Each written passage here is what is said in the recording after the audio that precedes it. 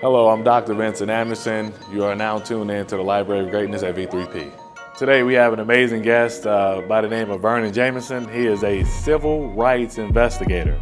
So any forms of discrimination that may go on, he is someone who handles that in the city of Phoenix, Arizona.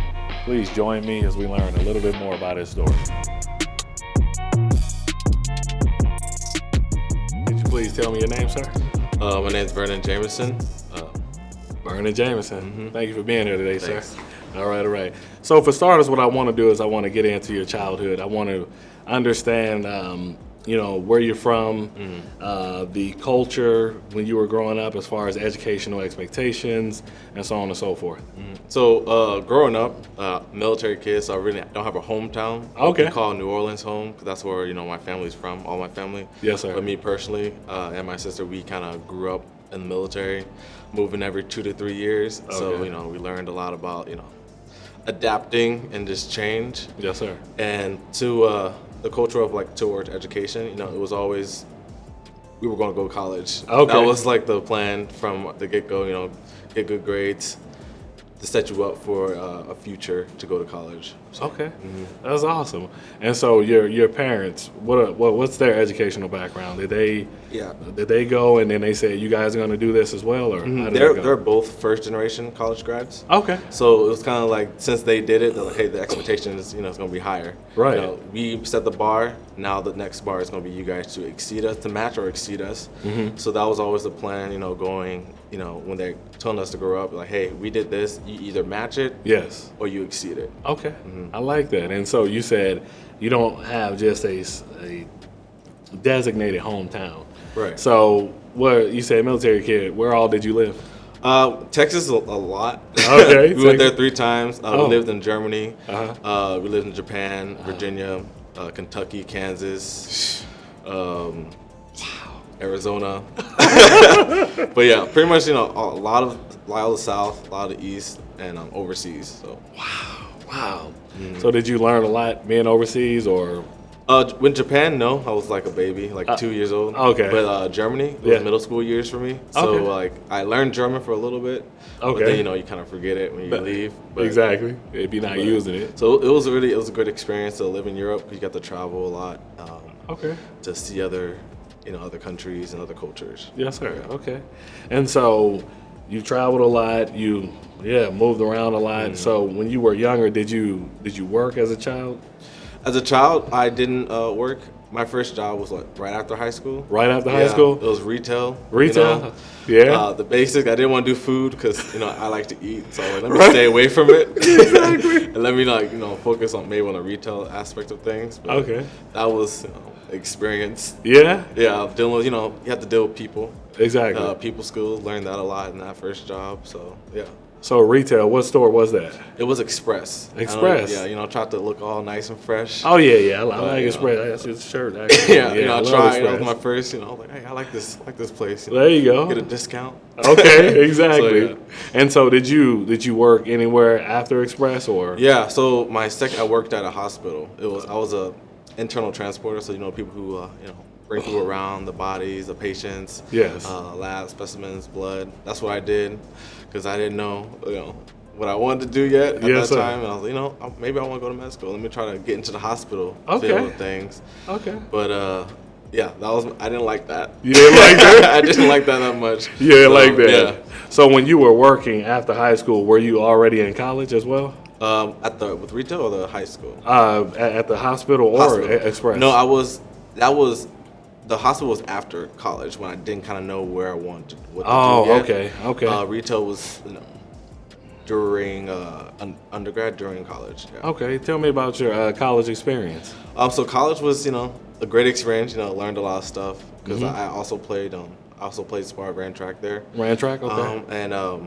There's a lot of ups and downs with it. I went to grad school as well, and that was that was hard. That was I had to learn a lot of time management, a lot of resilience. Yeah. So sometimes things don't go as planned. You want to you have a set goal. Yes. If something happens, and you have to maybe adjust to that. Okay. Me personally, with a story is like in grad school, I was a grad assistant with the track and field team. After graduating running track, they brought me back to be a grad assistant.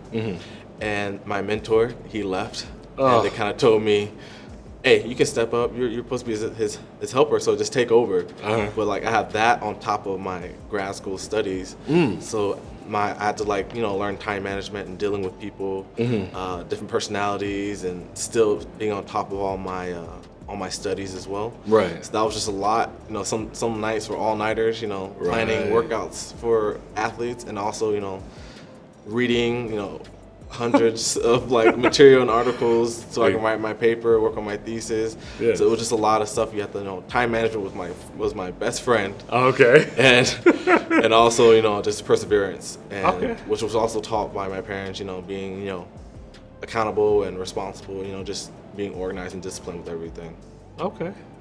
And so you earned your master's degree? I did, yeah. And what was that in? I earned my master's degree in applied criminology with the emphasis of law and policy. Okay. And so with that master's degree, do you utilize that in your current career?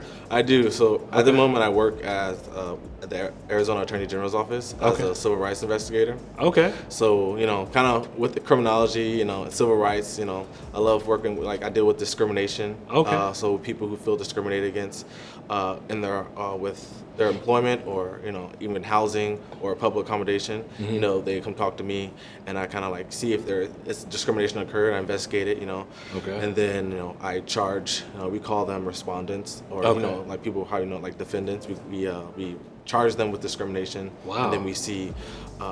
They get an opportunity to defend themselves. And exactly. I investigate the facts and see what happens. If there was discrimination, there could be a settlement or a conciliation, or something of that fact. Wow. And so when you say you investigate, so what do? Do you go to the accused and you start to just ask them questions, or how does that go? Yeah, so we interview people. Okay. So if we call them the CP, that's the charging party or the client, we interview them, get their side of the story, see what happened, what they think the events were. Yes. We take those facts, and then we talk to the respondent, so the defendant. Right. Hey, what happened? Why did this happen to them? If for example, they say they got terminated due to their race. Oh, okay.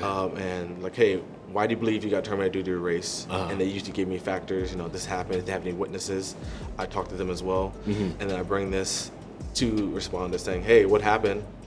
They got fired. You fired anyone else based off why you fired him, or what's the reason why you fired him? And usually they give me reasons. And if the reasons is very, not all right, no. Right.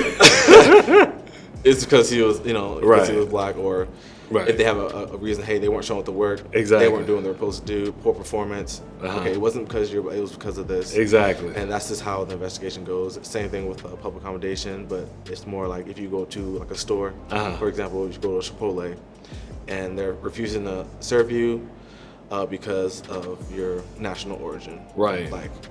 And we're not going to serve you here, but the reason why they didn't serve you was another reason. You just investigate to see, get the facts. You get all the facts. Okay. And then you see how we can determine if it is something that was discrimination. Right. We can move forward and charge them and possibly conciliate, settle, or go to court if they're willing, if they're giving us pushback. Okay. So you go through that investigation process, and so when you say you charge them, so it could come down to what, a financial settlement? It can come down to financial settlement, or training, hey, or training. You should be more aware, because we also do disability. So if they're discriminating against you because of your disability, and that's what I was gonna ask. Training you hey, how to someone has a service dog, right? They don't let you in because you have a dog, you can get training hey, how do you treat someone who has a service dog? How they're able to come in, and do what they have to do with their service dog with them, and there's training for that, or conciliation, so money settlement or something. Wow. It all depends on what the charging party wants, exactly, or what our division wants to pursue. If yes, it's sir. A big deal, hey, we think we want to go further with this. Exactly. Yeah. Okay. And so with that being said, obviously with what you're doing, you're utilizing education. right? And so what I want you to do is explain the significance of education to you, to our kids, give them a message, but also, if you can, provide them with any tips for any challenges that they may encounter, and how can they overcome them, and so on. So education to me, like I said earlier, was very important. From when I was in elementary school, the middle school, and parents kind of like instilled that into us, like, hey, you're gonna get a college education. Yes. And that was just our path. Right. Well, me and my sister's path and my path to go through education, because I believe that was like the ground point of how to for me to succeed in my career field that I chose. Yes. I would need that foundation. And my advice would be kind of like how I persevere, just make sure you're disciplined. Yes. Make sure you're persevering, because some things just won't work the way you plan it to work. Exactly. And you may, some bumps, some hurdles may happen, but you got to be able to keep going, even if you fall down, get back up, and there's still a way to get to your goal. Okay. Just, perseverance is my true, that's the message. biggest key. Yeah, because things are not going to go as planned all the time. Yeah. And you got to be able to, adapt. Adapt and persevere through it. Exactly. Exactly. And like you say, everything's not going to go according to plan at all times. And so, as he stated, you definitely want to make sure that you're flexible, that you're adaptable, you can make the proper adjustments. Whatever you do, keep going to get that education. And with that being said, Mr. Vernon Jamison, you're looking at the newest member of the Library of Greatness at V3P.